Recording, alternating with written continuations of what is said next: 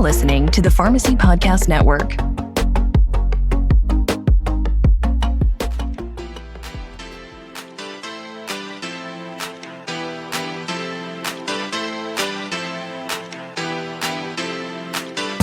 Welcome to the McKesson IdeaShare podcast series post show. The Pharmacy Podcast Network was partnered with the Independent Pharmacy Cooperative, better known as IPC, while in New Orleans at the 2024 event. Special thank you to the IPC team for hosting the PPN inside of their magnificent booth. And now, recorded live in the Big Easy, you're all invited to, as they say in New Orleans, pass a good time, with our host and founder of the Pharmacy Podcast Network, Choudhry. With the CEO of APhA, Michael Hogue. Michael, welcome to the show. Thanks, Todd. It's great to be here. Words are important because they put us in place to take action. The action that I see happening from the APhA, even some of the new board members, in cultivating relationships with other associations is amazing. Like I said, celebrating 20 years in pharmacy, I've never seen it at the accelerated rate that it's happening today. NACDS, APhA, NCPA, ASHP, all these organizations, you're finally coming together. It seems like you're really working well together. Tell me about APhA as we always say the ring that rules them all, the hierarchy of, but that's not where you're a servant leadership, really. But you have cultivated these new relationships with these other associations, and it's not just you, it's the rest of your board that's reaching out to these other associations. Talk to us about that. Well, APhA does believe that our role is to convene the profession. We're the only association whose job is to serve every pharmacist. We're really designed not by specialty, but by the entire profession's support. And, so we try to bring people together around things we know we can collaborate on. And there's so much that our profession needs us to collaborate on right now. I'm doing this podcast recording from McKesson's IdeaShare. Right. And here at McKesson's IdeaShare, I just got off of stage with Crystalline Weaver, the NASPA executive, National Alliance of State Pharmacy Associations, and Doug Hoy, the CEO of NCPA. And, I've been a career-long member of NCPA. Doug has been a career-long member of APhA. Crystalline has been a career-long member of both of our associations, and all of us have been members of our state associations. We support each other. We work together because we know that together we're stronger and we can get more done. And so our message to independent pharmacists, not surprisingly here at McKesson IdeaShare, is that we are locked arms together now. We need you to join us all. Yes. We need you to be a part of all of us because together we're stronger. One organization being stronger than the other is not how the win happens. The win happens when all of the profession is connected and together. And we believe APhA's role is to do that convening and to bring it together. So this is just one microcosm example here at IdeaShare, but we do the same thing in other venues and other places. I have no interest whatsoever in attempting to compete with any other pharmacy association. And there's a lot of folks out there in the profession who think that APhA and ASHP are at war against each other. This is just not true. I'll just tell you it is not true. I respect and believe that the work that ASHP does is fantastic work on behalf of health systems pharmacists, and I believe the work APhA does is also valuable, and that 1 + 1 is greater than 2 in this state, in this case, and that when we do things together, we actually accomplish much better outcomes. And so, our president, Alex Varkey, is a hospital health system pharmacist. He's very well connected to the just immediate past president of ASHP, Nish Kasbaker, and they have made it a point to be sure that our associations are working together. So you're right, our board members are setting the right example, our staff is setting the right example, and there are going to be times where it seems like we're on the opposite end of a coin, but I can assure you the dialogue's there, we're working together, we want to carry pharmacy forward together, but we've got to get pharmacists to be a part of what we're doing. You say, well, I think it's a waste of time. I just don't think that it's going to make a difference. Folks, it makes a difference. It's a huge difference. When I can walk on Capitol Hill and say that we have 200,000, 300,000 members that is a huge difference in our ability to get things done for our profession and for our patients than when I walk on and say we represent 60,000 people. It's a big, big difference. So we need you. We really do need you to be a part of APhA. This is great.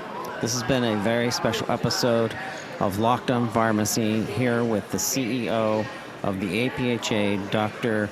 Michael Hogue. This has been a treat for us. We really appreciate you. We know how tight your schedule has been. Thank you for sharing this time with our listeners. Thank you for your investment into our profession and reinvigorating us all. And it's a call out to our listener, the listener that's listening right now.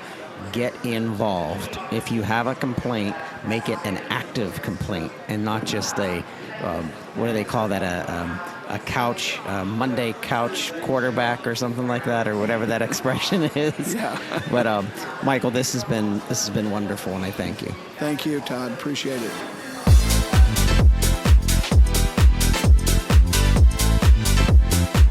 What a special opportunity to have my friend, somebody I'm extremely proud of. I've watched his career throughout the years. I've even sold and consulted with him on a pharmacy management system way back in the day. Senator Shane Reeves from the great state of Tennessee. It's so good to see you. Todd, good to see you too, face to face. I know we've seen each other many times on Zoom calls and on videos, but it's good to see you face to face. And I've followed you as well. I appreciate what you do for the profession.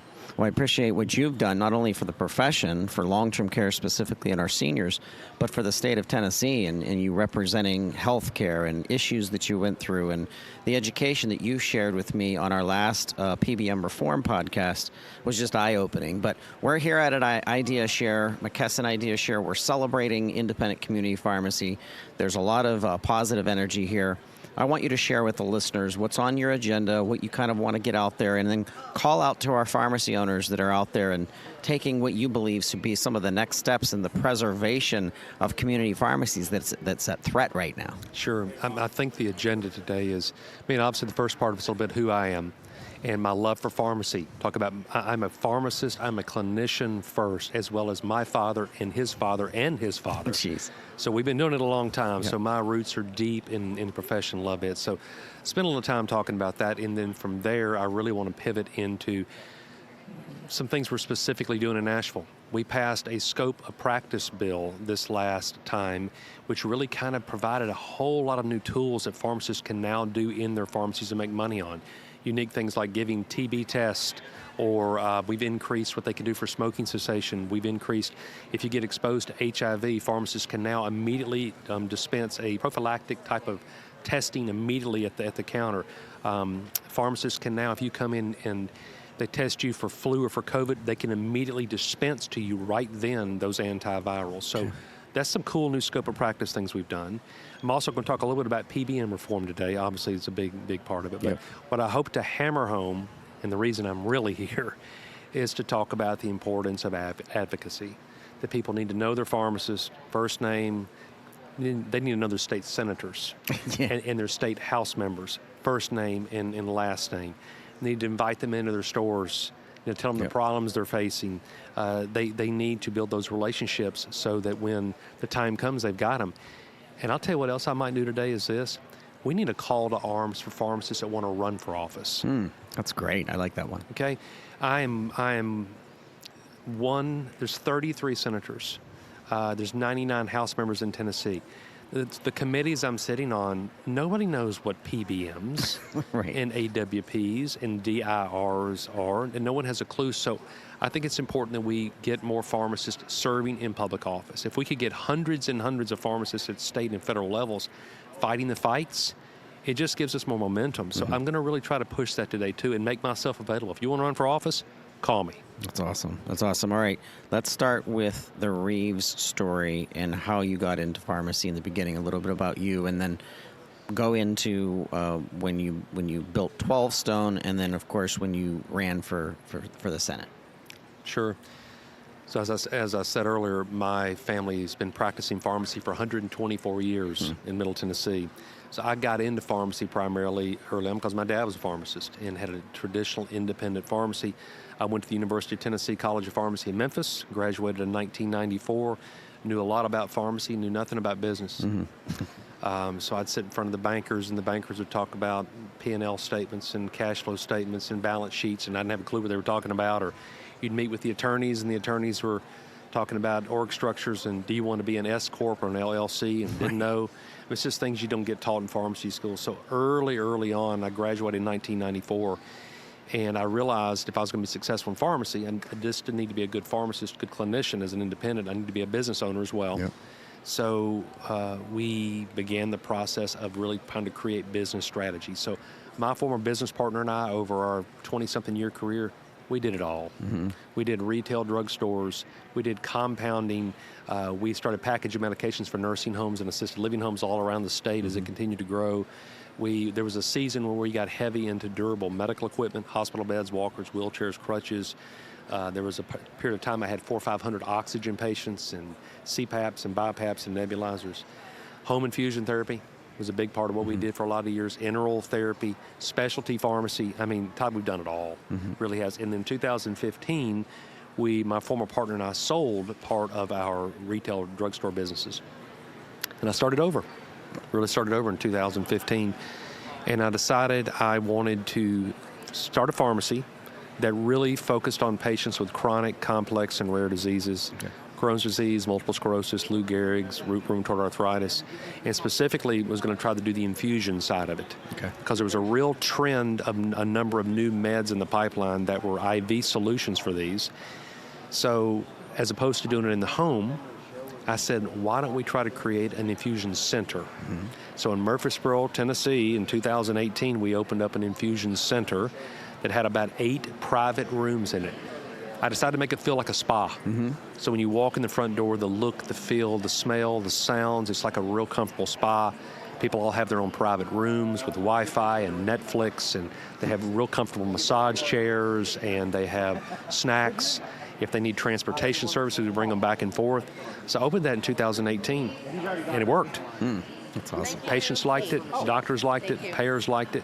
So in 2019, I opened another one in Chattanooga, Tennessee, and it also worked. And I said, okay, I think this is something we need to go after.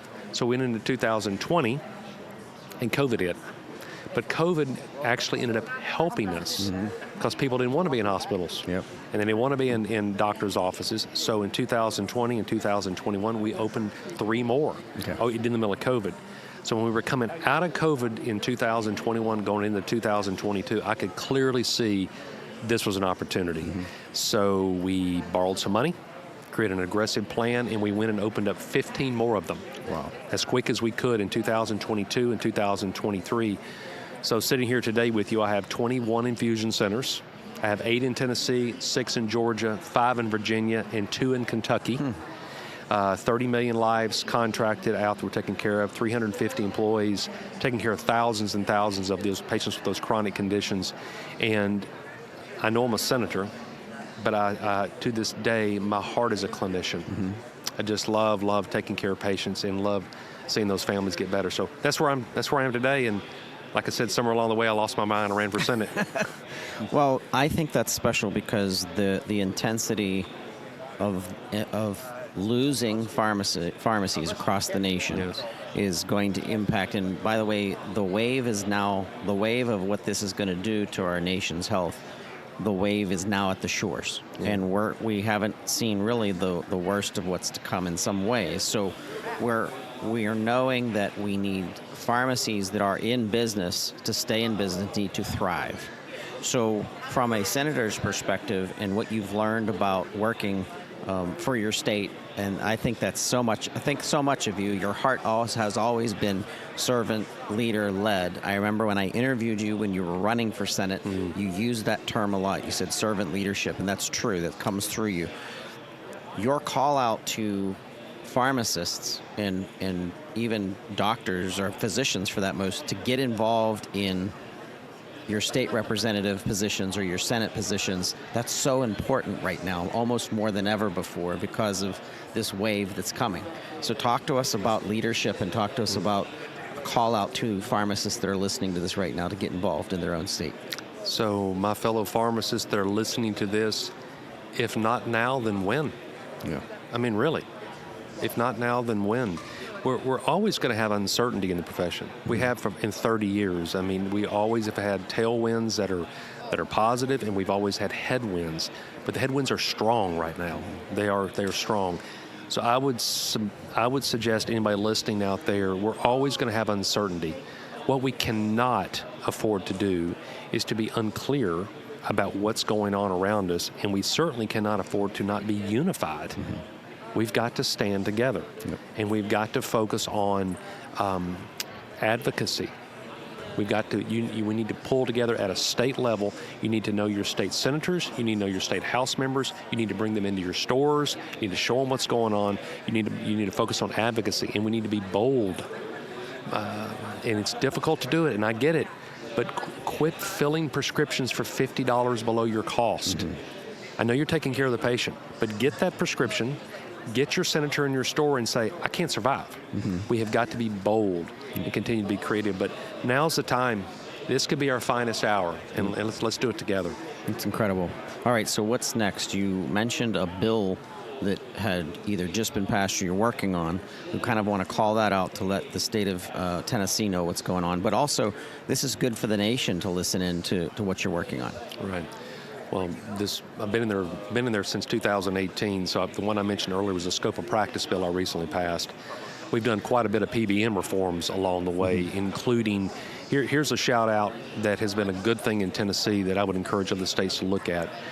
In the state of Tennessee, all of our insurance is managed by the Tennessee Department of Commerce and Insurance. It all rolls up under that one big group. So we decided to pass a piece of legislation so that department would hire what I call a PBM czar that now works for that department. He has his own team of people, and his job is nothing more than ensuring that PBMs in the state of Tennessee are playing by the rules. Mm-hmm. And if there are pharmacists being paid below their cost, which is illegal, they stop them and they fine them. You fine these PBMs a few times, you get their attention. Mm-hmm. You ensure that pharmacists that are in the networks are being honored. You ensure that these PBMs are not poaching our patients. It just kills me that you've got an order, you're filling for a patient, and a PBM jumps in front of it and poaches it and takes it to their own pharmacy. That's against the law in Tennessee now. Now, do PBMs follow the rules? No. Mm-hmm. Do PBMs constantly point to ERISA? Yes. But I would just suggest that has been one really good thing we've done. We've created a whole PBM department to say, let's get this under control. And I think we've got to build on that moving forward in Tennessee. That's excellent. We're so excited that you're here, that you got to share with us for the post-show McKesson IdeaShare 2024. I have to have you back. I've been tracking you for years now, so definitely have you back. But in closing, is there a call out to our pharmacy owners and anything that you'd like to wrap up with? No, I appreciate what they do for the patients across the country. I mean, pharmacists that I know deep down love patients. Mm-hmm. And they love patients so much they're willing to give everything away to the point that their entire practice can go under. And I would just say, enough's enough. Yep. There is a balance between caring for patients and being an advocate for pharmacy. True. And saying, we want to continue to be here for my children's children's children. So because of that, we're going to be unified and we're going to push back. Yep. It's put your oxygen mask on first before you put it on your loved one or your friend, because you have to make sure you can stay alive. That's it. I love it. Thank you so much, Senator Reeves, for being here. Thanks for participating. We can't wait to talk to you again. Todd, thank you, man. Thank you. Bye-bye.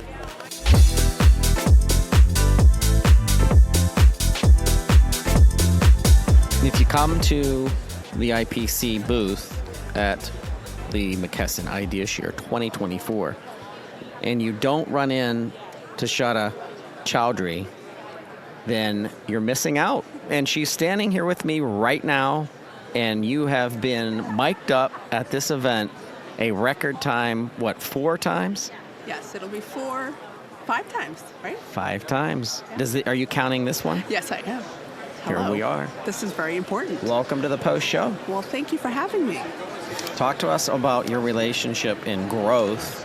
I'm going to get into some things about social media too, but talk to me about the growth as a pharmacy owner and how IPC has really helped you to grow.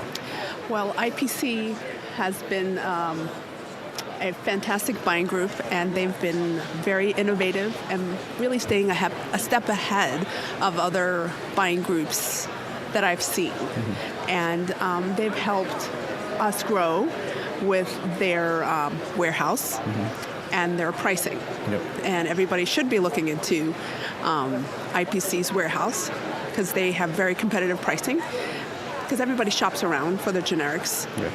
At certain points, not saying that we don't buy from McKesson, but when we have to buy outside, we would rather support our buying group, which is IPC. What about the tech? Talk to me about iCare Plus. Have you gotten into iCare Plus yet or anything like that? I think I'm part of their second round of pharmacies. We're very excited about signing up with their digital iCare Plus platform with their RPM, CCM, and their telehealth section portion of it. We're excited to sign up and get that started. So I think of different community pharmacies throughout the country that are better positioned for a telehealth environment versus others, depending on the demographics of your city. Mm-hmm. You're from Tampa, yes. So there are a ton of seniors down there. Mm-hmm. Talk to me about the difference between serving the younger crowd and the senior crowd, and how you're getting their attention. What's the different things that you're doing to get we're their targeting attention? Both age brackets differently on different social media platforms. Facebook, we're targeting our older, more senior crowd, and Instagram, our mid-level, our 30s to 50s, and TikTok for our younger crowd. So we're really targeting those folks, and with telehealth, each one of them, we have our own platform.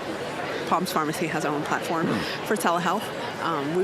We introduced that last year, and so it's been doing well, and adding in the digital health portion would be nice, the digital iCare Plus portion. Exactly.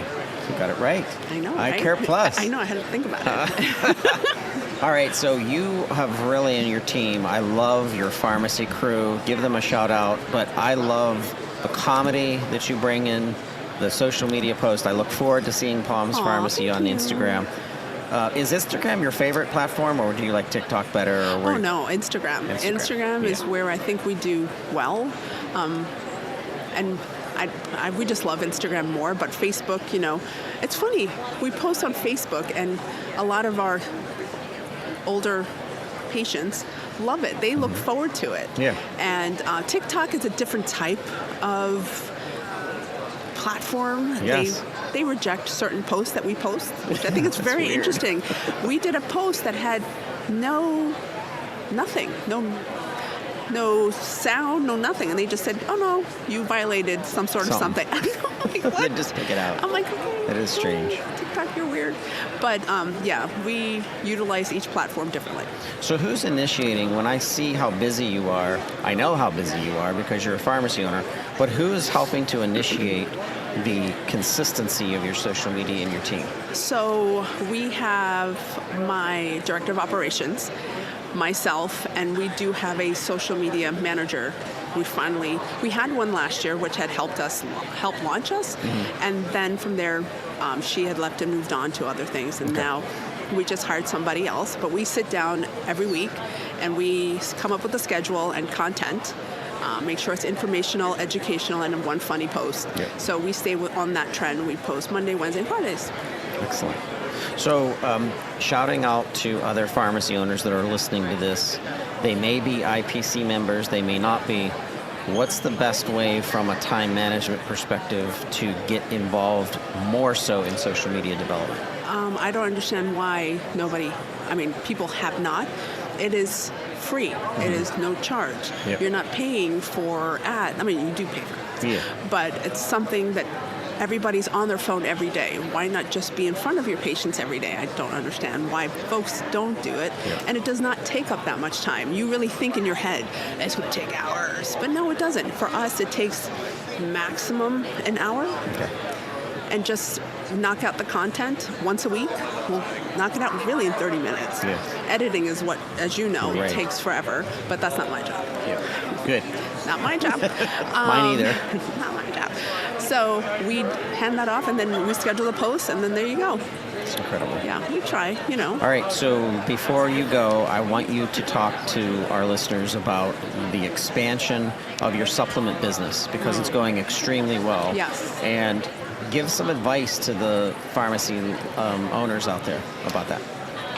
I would say to other owners, don't discount your patients. Okay. Don't think that, oh my God, this bottle is $60, they're not going to buy it. A lot of patients love to invest in themselves.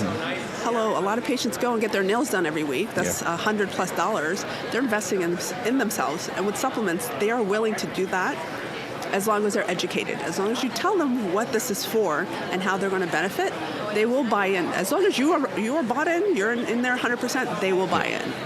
Now, are you counseling them about specific vitamins and things that are happening in their lives, or what are you doing? I mean, we choose every week. We try to choose a disease stage, a supplement, or something that's we think patients. Well, let me go back.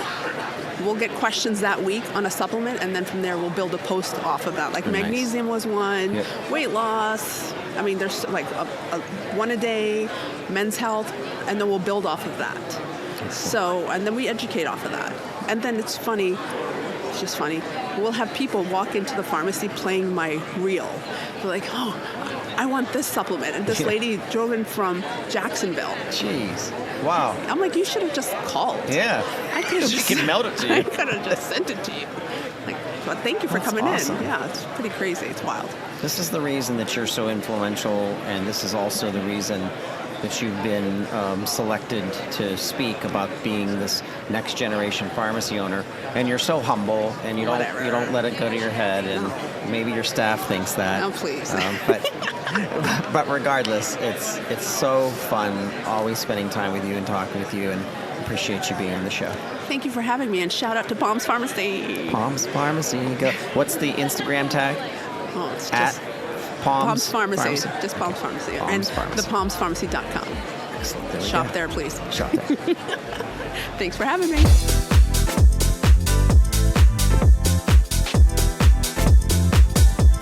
We're at the IPC booth 903 at the McKesson IdeaShare 2024, and I'm here talking about logistics and transportation, not only of patients, but of product, with Madison McFarlane with Uber Health. Welcome to the show. Thank you so much for having me. All right. So you've been here. This is your second year in a row assisting and partnering with IPC. And with our partnership with IPC, we want to learn more about what Uber Health is and what it does and how it ties into IPC's vision of community pharmacy. Absolutely. So Uber Health as a product, we actually started back in 2017. So we've been around for a little bit. We just haven't had a ton of marketing power. So not a lot of folks have heard of us. But Uber Health, we're a small but mighty business unit in overall, big corporate Uber. And our product at its most basic state is an online HIPAA secure portal for providers to be able to coordinate rides on behalf of their patient population. So I think we all know, there's a variety of different types of individuals who, for whatever reason, would not be able to navigate the personal Uber consumer app themselves. And so we have stood up this dashboard in order to empower the provider. But what I think is really, really fascinating and interesting with our relationship with IPC is we have actually integrated with the new Digital Health iCare Plus platform for independent pharmacists so that the members of IPC's, whoever opts in for the new platform, they are actually able to tap into a variety of additional billable services that typically isn't available for the independent pharmacists. So, I mentioned earlier, I predominantly work with provider groups, but with our relationship with IPC, we've integrated into this new platform so that pharmacists are able to directly coordinate patient transportation right out of the application. So it's really lofting them into the position of the provider and really being that primary kind of point of contact for patient care. So pharmacists see their patients 9 times more a year than the physician. So what you're doing is making absolute sense.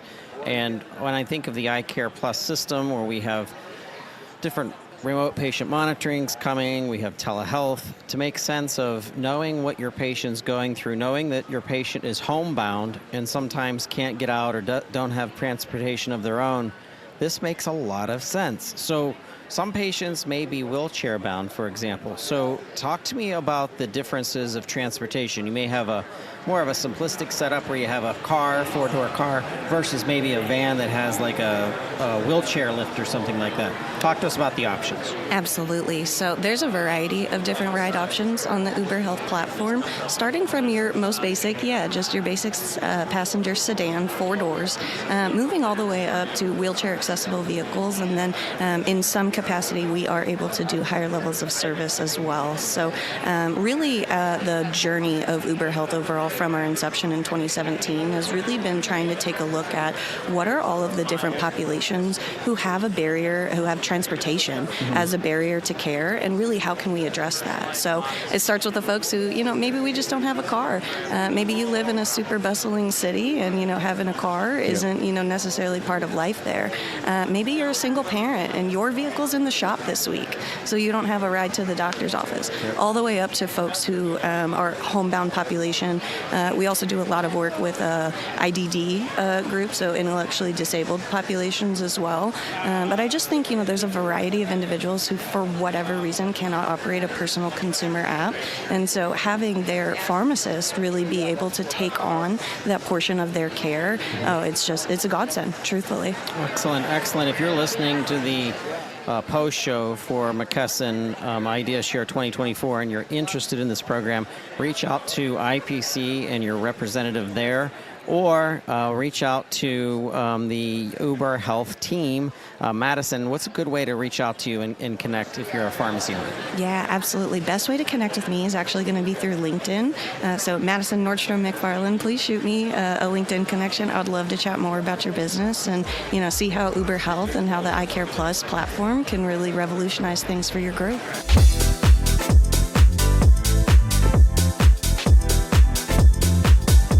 This has been an amazing experience here at the IPC booth, Independent Pharmacy Cooperative, as we're closing up the 2024 McKesson IdeaShare, and I'm here with the CEO of IPC, Mark Essensa. It's so good to see you. So good to see you too, and thank you for having me, Todd. It's always a pleasure to sit down and talk pharmacy with you. You are absolutely welcome. All right, so give us a rundown. How'd the show go for you? What's the next steps, or what's the call out to our listeners right now? So we actually had a very successful show here. We were actually a little skeptical being the venue in New Orleans versus Las Vegas, which tends to be a more popular destination. That our membership level would be down just because of the travel and where we are here in New Orleans versus a little more central in Las Vegas. But we actually found that our attendance was exactly the same as it was last year. We had just over 600 members that attended the IdeaShare here from IPC. And I certainly want to thank everybody who did attend that really went and put the investment into their business, into coming in and learning what's contemporary, both from our own buying group, but also from other vendors that are here, as well as the messages that McKesson is bringing out to the marketplace in order to help keep independent pharmacy viable in our nation. So certainly appreciate everybody that has made that investment, made the trip here, and came by our booth. We also had 45 IPC employees that were here on the floor on a daily basis, coordinating our wardrobes. And so special thanks to all the hard work for the staff, both here and back in Madison, Wisconsin, that put all this together for our members. Yep. And it's not just our members. We're also educating other members of other GPOs or non-affiliated independents, because that's really our mission, to help educate them as to what's going on, whether it's in government affairs or new products or new services that need to be out there, and just to think about pharmacy difference. So we will help educate any independent, regardless of an IPC affiliation or not.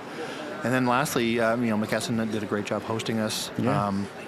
Thanks to them and them bringing their customers through, and their sales reps and their management to come here and visit with us as well, and really equally invest in the future of independent pharmacy, working together hand in hand to make sure that we're able to be successful here into the future. And then lastly, we're all sitting here in our brand new IPC booth. Yeah, it's gorgeous. We've kind of moved out of being a volume consolidator, which is that's table stakes for a group purchasing organization like ourselves. We've moved into pharmacy services, which is our digital health, as well as other services that we have that are going to be important to future ready, our pharmacy partners that are out there. So a special shout out to our marketing department that has done yeoman's work over the last year. As you remember, as we sat here, we were just launching the concept and the idea of iCare Plus. And throughout the last year, we went through our alpha testing and our beta testing. So thank you to all the stores that participated in that. And we are now fully commercialized. So we've spent a lot of time in the last several days doing all the signups and paperwork to get people future ready and onto our platform. Well, Ashton's already thinking of creative ways of what to add into the iCare Plus system. You're starting out with a telehealth environment in connection with people that might not be able to get out of their home that need to talk with their pharmacist. What are some of the other ideas that maybe you can share with listeners that could be coming out of the iCare Plus system? So what it's going to really do is it's our base platform to be able to do these bolt-ons as we get into the 2.0 and the 3.0. Some of the ideas that we're kicking around is certainly we want to be able to integrate something on a GLP-1 semaglutide 503B initiative that we'll be working on in order to be able to put together programs for weight loss for our cash pay customers that are out there, and we're also working hard to get some of that 503B covered by some of our insurance that is out there. So we are working that, and that will go into the platform. The other thing too is that where we see digital health really going forward is to be able to go to small employers, school districts. Just a second. It's always okay. So part of the idea of digital health is to be able to have our customers, through our help as well, go to your smaller employers in towns, go to your school districts, your self-insured employers, and to be able to offer comprehensive services from soup to nuts that a pharmacy can handle. So we're going to continue to bolt that on. We're also going to be fully integrating our pharma genomics platform in order to be able to have that into the future as that becomes more important with specialized medicines. It's incredible. Can't wait to talk more about it. We're so excited that IPC is part of the Pharmacy Podcast Network. We're going to be bringing program from IPC members, IPC Technologies Division, Pharmacy Select. We're going to be talking about a lot of different things. So you listeners out there who are IPC members, reach out to the IPC team if you'd like to become part of these conversations. If you're not an IPC member and you're looking for a partner to really help you be a thriving independent community pharmacy, please reach out to, and the website I always say is ipcrx.com. You got it. Okay, it's ipcrx.com. Mark, we're so proud of being part of the IPC communications team, and a shout out to Matt and the marketing team. You guys did an amazing job. Thank you so much. And thank you very much, and thank you for all you do for independent community pharmacy in being able to educate and to really bring us to the forefront of a communication platform where we can all share ideas, share perspectives, and educate us all to make us a healthier industry. So thank you very much for your work. Thanks, Mark.